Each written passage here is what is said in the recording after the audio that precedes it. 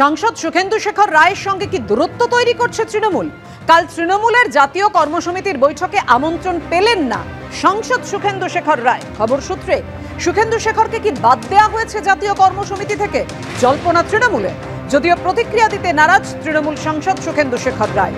দলে শৃঙ্খলা সবার আগে, যা ইচ্ছে তাই বলা যায় না।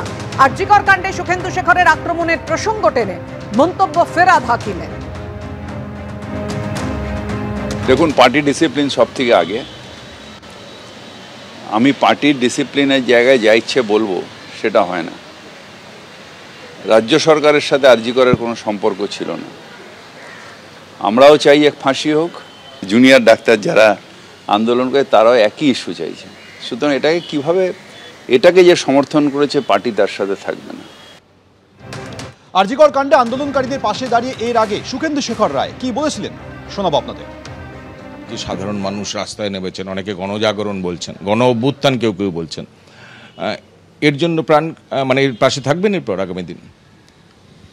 আমি প্রথম দিন থেকে আজ অবধি যে কথা বলেছি, যে মানুষের সংগ্রামে আমি পাশে আছি, থাকব, এবং পৃথিবীর কোনো শক্তি নেই মানুষের আন্দোলন থেকে, ন্যায় এবং সত্যের পথ থেকে আমাকে কেউ বিচ্যুত বা বিচ্ছিন্ন করতে পারবে না। এই যে ধরুন চিকিৎসকরা রাস্তায় নামছেন, চিকিৎসকদের এই লালবাজারে রেখে পাঠানো হচ্ছে, সাধারণ মানুষ রাস্তায় নামছেন, মোহনবাগান ইস্টবেঙ্গল গলা জড়াজড়ি করে একসঙ্গে প্রতিবাদ করছেন, এই প্রতিবাদকে আজকের দিনে দাঁড়িয়ে কি চোখে দেখছেন? আমি আমার 58 বছরের রাজনৈতিক জীবনে কখনো এমন সার্বিক প্রতিবাদ দেখিনি, যেখানে মানুষ কোনো রাজনৈতিক পতাকা হাতে না নিয়ে স্বাধীনতার মধ্যরাত্রে তারা রাস্তায় দাঁড়িয়ে এরকম একটা ঘটনার প্রতিবাদ করছেন। শুধু আমাদের পশ্চিমবাংলা না, পশ্চিমবাংলা তো বটেই, পশ্চিমবাংলা অগ্রণী ভূমিকা নিয়েছে। আমি খুব আনন্দিত যে আজকে সুপ্রিম কোর্ট একটা মামলা রুজু করেছেন, করে সেখানে খুব দীর্ঘ একটি আদেশ তারা জারি করেছেন। আমি সেদিন নেতাজির মূর্তির নিচে বসে যে অসুস্থ শরীরে আমি আন্দোলন করলাম, সত্যাগ্রহ করলাম, তাদের সমর্থনে যারা সারা দেশ জুড়ে শান্তিপূর্ণভাবে, কেউ মোমবাতি হাতে নিয়ে, কেউ একটা পোস্টার হাতে নিয়ে, কেউ বাচ্চাকে সঙ্গে নিয়ে, মায়েরা তারা আন্দোলন করছে, এই দৃশ্য তো আমি আমার 58 বছরের জীবনে দেখিনি। তো আমাকে এটা সাংঘাতিকভাবে আমাকে মুভ করেছে, সাংঘাতিকভাবে আমার বিবেককে অ্যাফেক্ট করেছে। আমি তো বিবেক বর্জিত একটা মানুষ নই, আমি তো একটা অসামাজিক জীব নই যে সমাজে একটা ঘটনা ঘটবে আর আমি দেখেও চোখ বন্ধ করে থাকবো। অন্ধ হলে কি প্রলয় বন্ধ করা যায় না? কিন্তু দল তো, দলের একাংশ তো আপনি সেটা বলছেন না। আমি আমার দল সম্পর্কে একটি শব্দ কখনো কোথাও উচ্চারণ করিনি সাম্প্রতিককালে।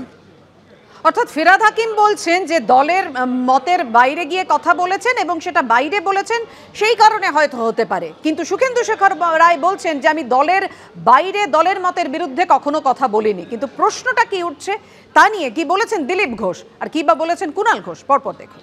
টিএমসির ভেতরে তারা কাকে ডাকবে না ডাকবে তাদের ব্যাপার, আমাদের চিন্তার কোনো কারণ নেই। পার্টির মধ্যে থেকে পার্টির নীতির বিরোধিতা, আর সে ন্যায় হোক অন্যায় হোক, তারা মেনে নেবে না। এখানে একতন্ত্র চলে, সেজন্যটা ওদের পার্টির ব্যাপার। ববিদা অত্যন্ত সিনিয়র নেতা এবং তিনি ওয়ার্কিং কমিটির সদস্যও বটে, ফলে তিনি যখন এই বিষয়ে বলে দিয়েছেন, আমি সেখানে কেন মন্তব্য করব? যে একটা জাতীয় কর্মসমিতি বসছে এবং জাতীয় কর্মসমিতি যে সদস্যরা দলের নীতি আদর্শ নেত্রীর প্রতি পূর্ণ আস্থা রেখে দলের প্রত্যেকটি পদক্ষেপে থাকেন, তো তাদেরকে দল ডেকেছে, এর বাইরে আমার কোনো মন্তব্য নেই।